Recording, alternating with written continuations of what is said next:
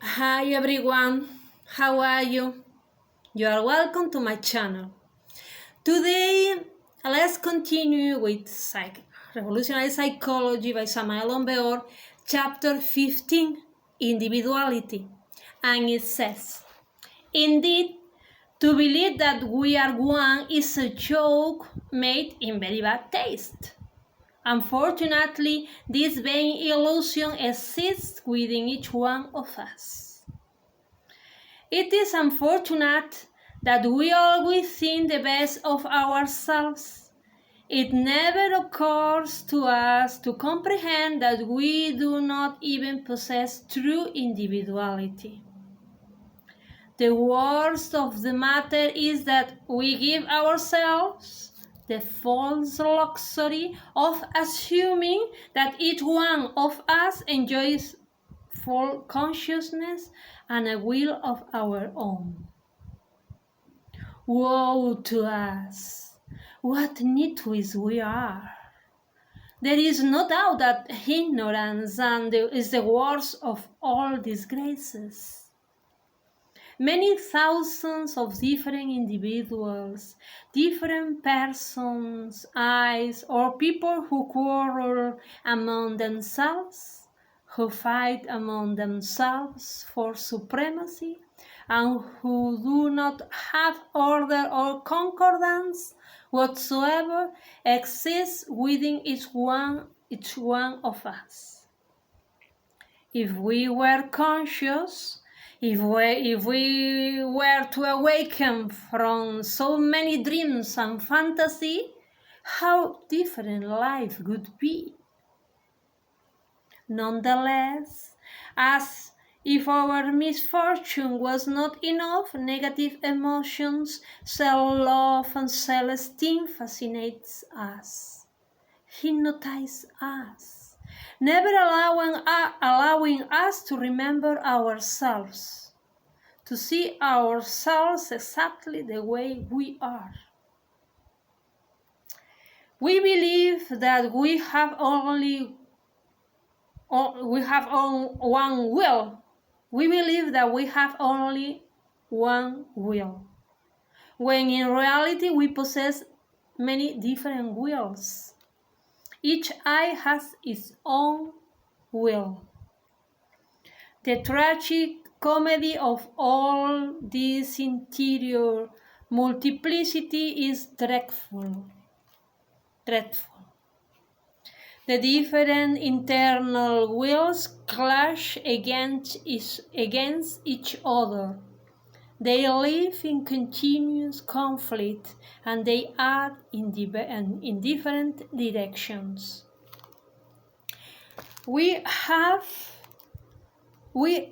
If we had true individuality, if we were a unity instead of a multiplicity, then we would also have continuity of purpose, awakened consciousness, a particular individual will. To change is the best. However, we must begin by being sincere with ourselves. We need to make a psychological inventory of ourselves in order to know what we have in excess or what we lack. To attain individuality is possible. Yes, if we believe that we already have it, then such a possibility will disappear. It is evident that we would never struggle to attain individuality if we believe that we already have it. Fantasy makes us believe that we are possessors of individuality, and there are even schools in the world that teach it that way. To struggle against fantasy is urgent. Fantasy makes us appear as if we were this or that, when indeed we are miserable, shameless, and perverse. we think that we are humans, when in truth we are merely intellectual mammals lacking individuality. Megalomaniacs believe themselves to be gods, Mahatmas, etc., without even suspecting that they don't even have an individual mind or conscious will. Ego worshippers adore their beloved ego so much that they would never accept the multiplicity of egos within themselves. Paranoids, with all the classy pride that characterizes them, will not even read this book. It is indispensable to fight to death against the fantasy regarding our own selves. If we do want to be victims of artificial emotions and false experiences. This is because fantasy, besides placing us in ridiculous situations, stops all possibility of internal development. The intellectual animal is so hypnotized by his fantasy that he dreams that he is a lion or eagle, when in truth he is nothing more than a vile slug from the mud of the earth. The megalomaniac could never accept these aforementioned affirmations. Obviously, regardless of what people might say, he feels to be an hierophant, without suspecting that fantasy is nothing else but fantasy. Fantasy is a real force which acts universally upon mankind. It keeps the intellectual humanoid in a state of sleep, hypnotic state, causing him to believe that he is already a human being, that he possesses true individuality, a will, awakened consciousness, and a mind of his own, etc. When we think that we are one, we cannot move from where we are within ourselves.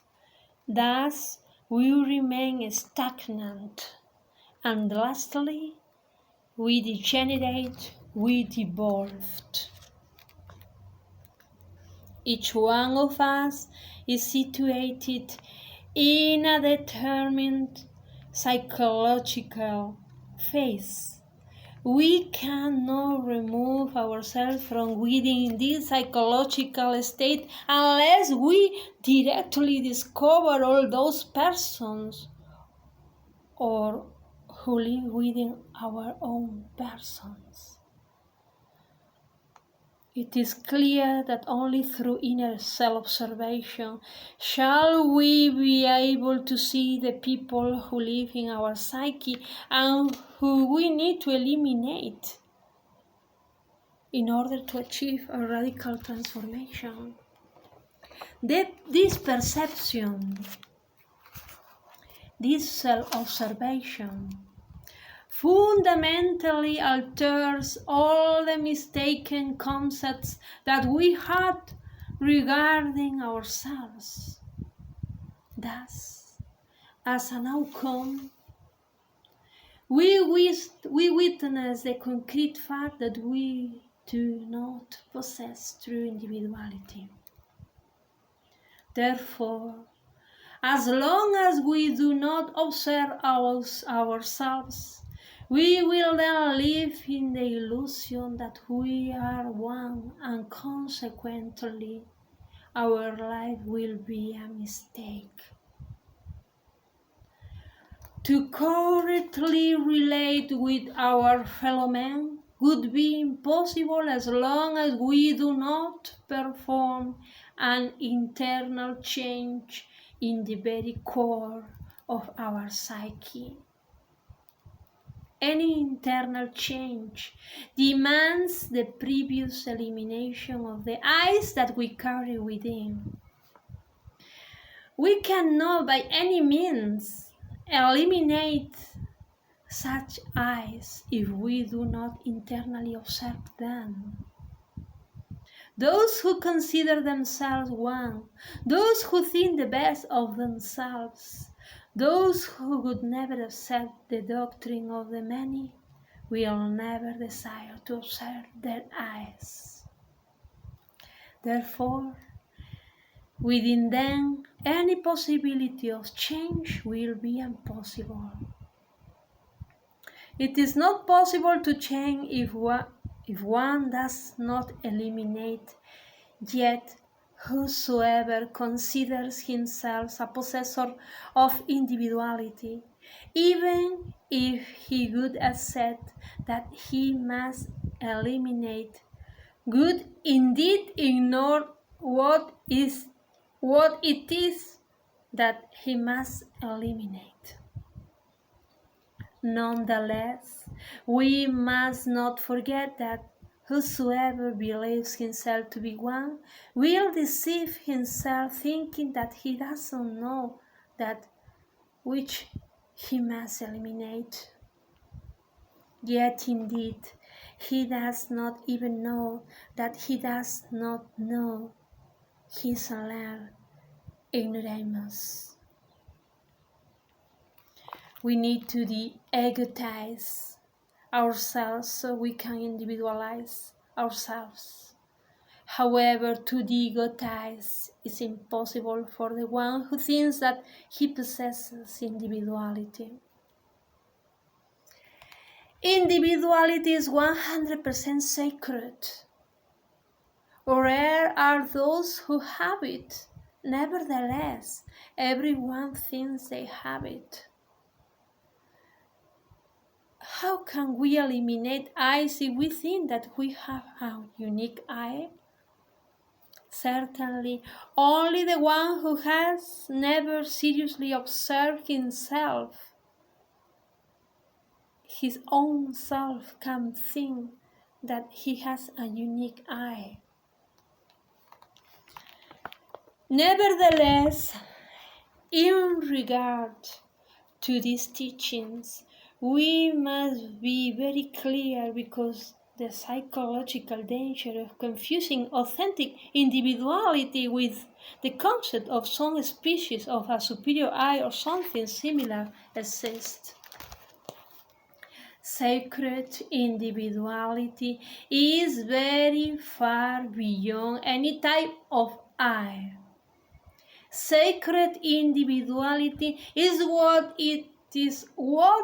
it has always been and what it shall always be. Legitimate individuality is the being. The reason for the being to be is to be the being himself. Distinguish between the being and the I. Those who confuse the I with the being have certainly never observed themselves seriously. As long as the essence, the consciousness, is bottled up within all of that conjunction of eyes that we carry inside, radical change will be something more than impossible. I'll see you in the next chapter. See you.